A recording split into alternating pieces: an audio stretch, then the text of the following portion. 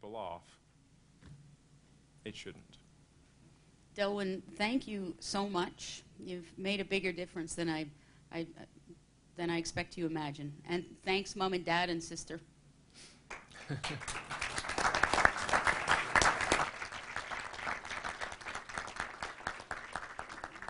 We are going to move and speak, listen to Barbara Findlay speak. Barbara Findlay, QC. I love the first line of the introduction she emailed to me. Barbara Findlay, QC, is a fat, white, 60-something, cisgender, lesbian lawyer with disabilities. I love this one. If there was a Mount Rushmore for gay activism in Canada, Barbara Findlay would be at least 3 of the guys on it.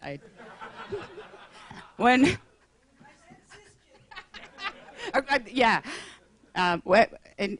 Early in my career, I've been blessed by some assistance by Barbara. I picked up the phone. I was putting a course together. I had no idea what I was doing. I knew Barbara Findlay by her reputation, and found myself in Vancouver and made an appointment. I went in, I sat down, and she immediately lunged across the desk at me, and because I told her I was going to teach a class on gay and lesbian, the history of gay and lesbian rights, and she leaped across the desk at me and just about grabbed me around the neck and said, "Are you a lesbian? Because if you're not a lesbian, you can't teach this course."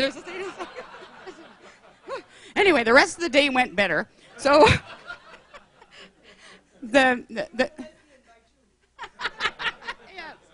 Anyway, so that was my rather jarring but beautiful introduction to this lovely soul that is Barbara Findlay. And so I'm just going to read quickly, kind of quickly, the intro because it's beautiful. I love it. The first sentence you've already done. Barbara was raised working class Anglophone and Christian in Regina and is a survivor of sexual abuse. When she fell in love with a woman at the age of 18, she and her partner thought they were the only lesbians ever in the history of the world. She did time in a mental hospital because she was a lesbian. When she came out, being queer was both a crime and a mental illness. Findlay did a master's degree in sociology where she encountered feminism and learned that oppression was not her fault, and then went to law school so she could do something about it. In the 80s, she encountered anti-racism and realized the ways of oppression, though not her fault, is her responsibility.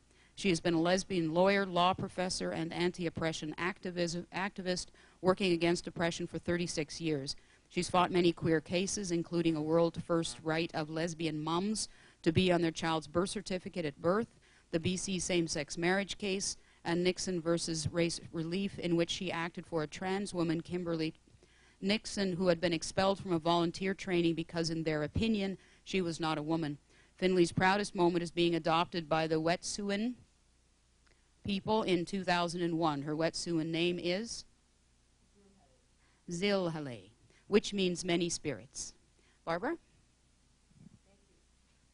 God, I hate it when people have such better memories than I do. I have no recollection of saying those things. I swear I never said them.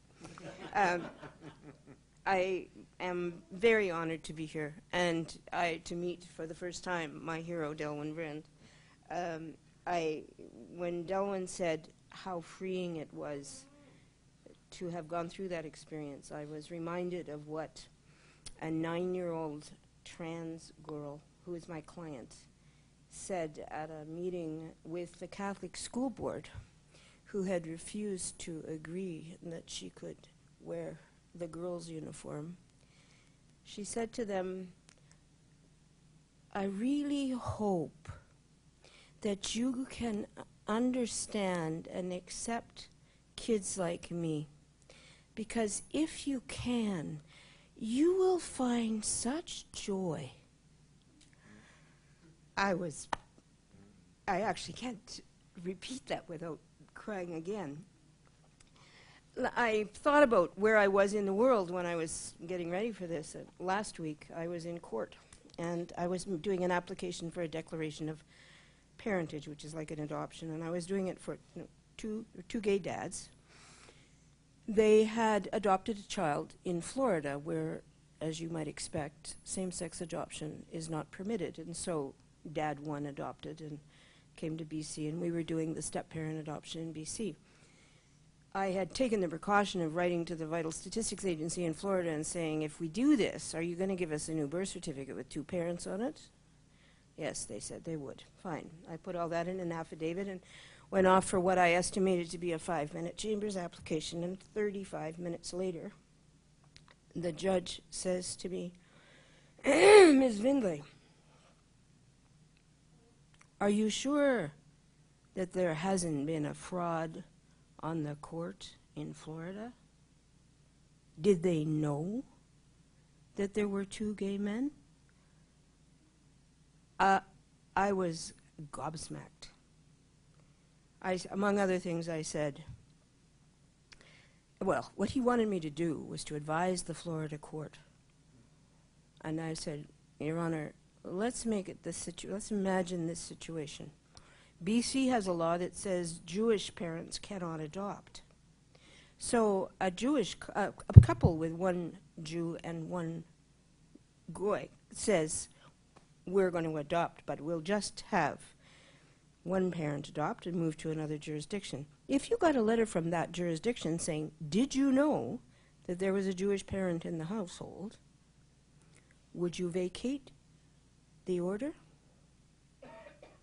I don't know, he said. I was thinking about the meeting of a trans clinical care providers group that I belong to, and the question there was, what are we going to do about gender markers?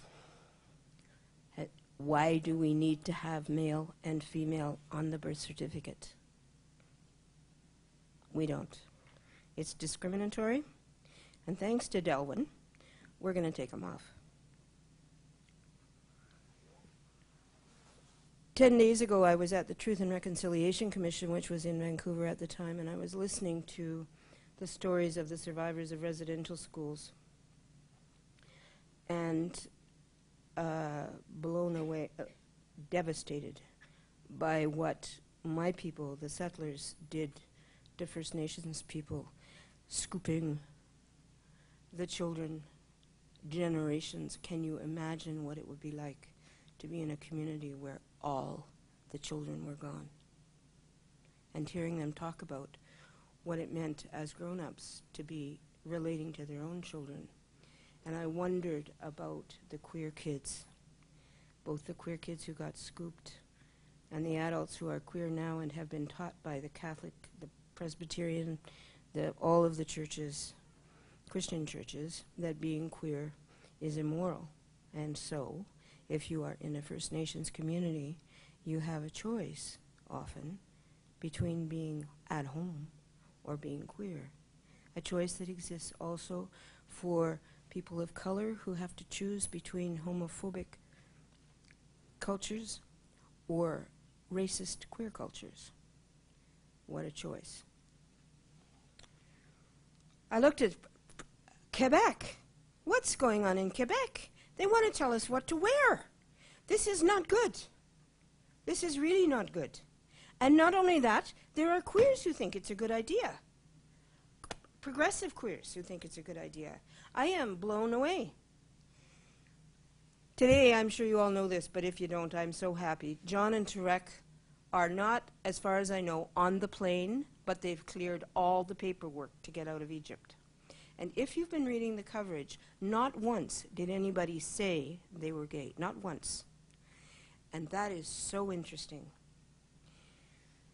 I had a client call me last week who said, he's actually not a client of mine for reasons I'm about to explain. He was a blind gay man who's fallen in love with a guy over the internet. Happens all the time. I do a lot of same-sex immigration. Have you met him in person? I said, because immigration won't count your relationship until you've been 1 year from actually clapping eyes on each other. Well, we can't, he said. My partner is in Syria. Syria has lost 28% of its entire population. Canada has said we will take 1,500 refugees. Being queer in Syria is equivalent to a death sentence. I could offer him nothing. So I start there because I think whenever we start anywhere, we have to do a 360. The what's behind, the what's around us, the what's in front of us. The other thing that reading all those cases did for me, you guys, oh my God, it took me back. It took me really back. How many people in this room, first of all, how many of you identify as queer? And for how many of you is that the first time anybody's asked you that in public? Of your queer people, how many of you have been bullied? Oh, and how many of you have been assaulted? That's the now of it. In the then of it, 15 years ago, I mean, we didn't have any human rights protection in Canada. There weren't no such thing. I watched the Supreme Court of Canada decide 3 times, count them 3 times, that queers did not have rights. The first time was in '79 when there was the Gate case. And you may or may not remember.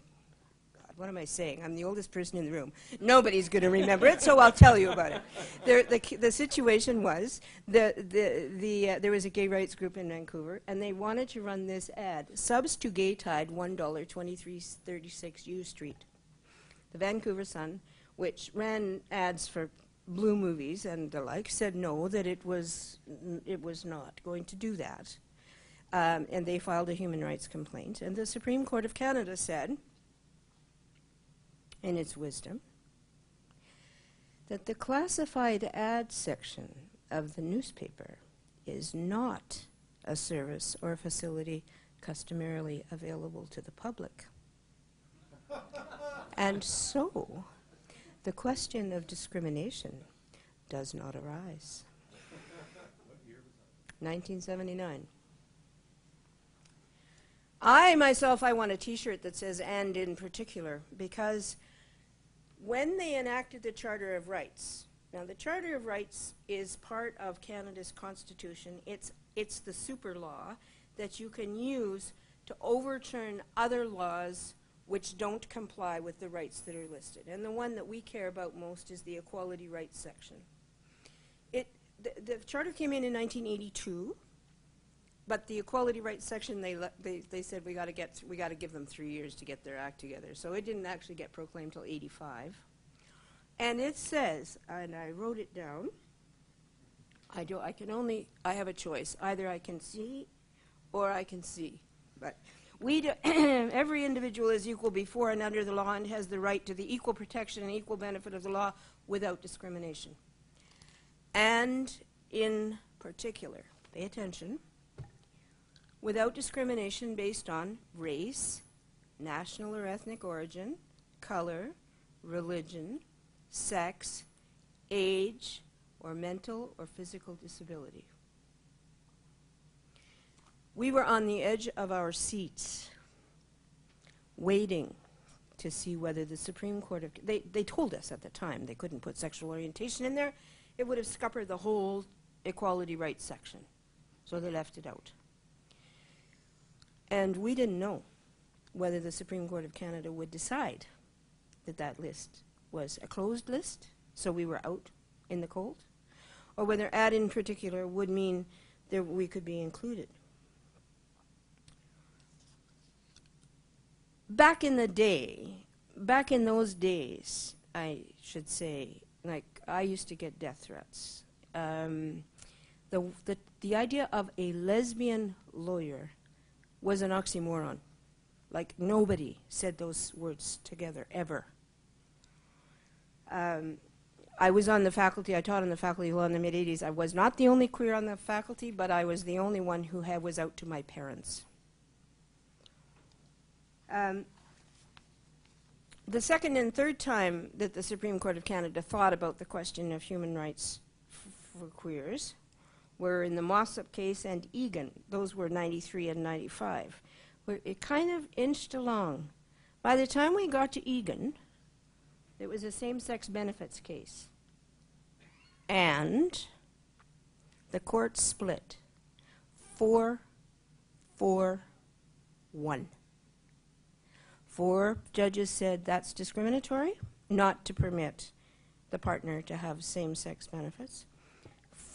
Which did I say? 4 said yes, 4 said no. And Mr. Justice Sapinka, may he, well, He probably is already there. I don't have to say it. He said, it's discriminatory, all right, but under Section 1 of the Charter, a truly Canadian institution, though it is discriminatory, though it contravenes the equality rights section, it is justified, demonstrably justified in a free and democratic society, which is Section 1 is the, you know, the Canadian Compromise Clause that says, yeah, we know there's going to be times when. So we lost on that one vote. And then came Delwyn's case. Now, we really held our breath because the Court of Appeal in Alberta said things like, we really have to worry about sexual orientation because everybody's going to come along and claim they have a protected sexual orientation. Like, what about Jeffrey Dahmer? Everybody know who Jeffrey Dahmer was? He cannibalized young boys. This was the Alberta Court of Appeal's idea of who was going to be protected if we added sexual orientation. So, it was not until Vrind that we actually knew that we have human rights in Canada. The importance of that case cannot be overstated. It wasn't the end of the day, however, because it was still possible that that court was going to say, oh yes, sexual orientation, but as I used to say at the time, one at a time. If I'm gay, I'm protected, but that doesn't mean, oh, wrong gender. It doesn't mean that my partnership is going to be protected. So it took some more cases. M&H was a case very shortly thereafter in which family law was held to apply to queer relationships. Then came the same-sex marriage cases. It was only 5 years after Delwyn's case in the Supreme Court of Canada that the first same-sex, that we got same-sex marriage. 5 years. So,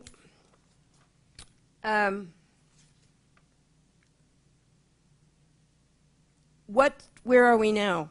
Legally speaking, where we are now is that we are fighting the legal fight for trans people. And thanks to Delwyn and the cases after Delwyn, we have an absolutely clear shot all the way to the Supreme Court of Canada, and we will win. There will be no gender markers on your children's birth certificates, I promise. I think that the takeaway lesson for me is that first of all, there is no separation between the struggles for queer rights and the struggles for rights of other people, because we are all some of you, and you are all some of us. As the Canadian Jewish Congress said in Delwyn's case, they didn't say it this way actually. They said we have to stand up for each other, and that's true. But the fact of the matter is, we queers are everywhere. We are everybody. When I was involved in LEAF way back in the 80s, I brought a lesbian spousal benefits case, and LEAF said to me, that's not a women's issue. That's a lesbian issue. I said, But you see my point. The same is true if I'm a Muslim queer, it doesn't matter. A queer with disabilities, all of the issues are all of our issues.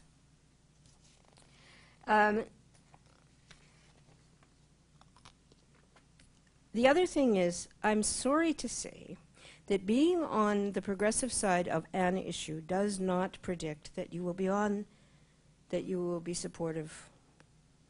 You can't necessarily expect support from progressive people, I'm sorry to say. Feminists beheaded me for the Kimberly Nixon case, feminists of my generation, because they thought that it was the end of feminism.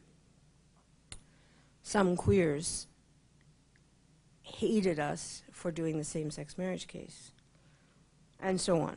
So you can't assume that. So the last takeaway lesson for me always is that unless we spend as much time thinking about the ways that we contribute to the oppression of other people as we do to the ways in which we are oppressed, we ain't going to get there.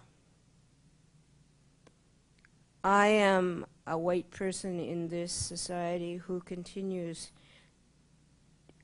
to be part of the policies of our federal government in relation to First Nations people. I am culpable in the same way that my ancestors were culpable. And so we are, all of us, responsible to and for all of us. Thank you.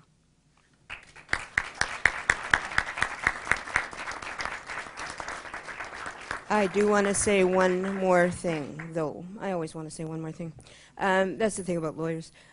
And that is, I want to say thank you to you, Delwyn, because you're my hero. So, thank you. And I want to stand up for you.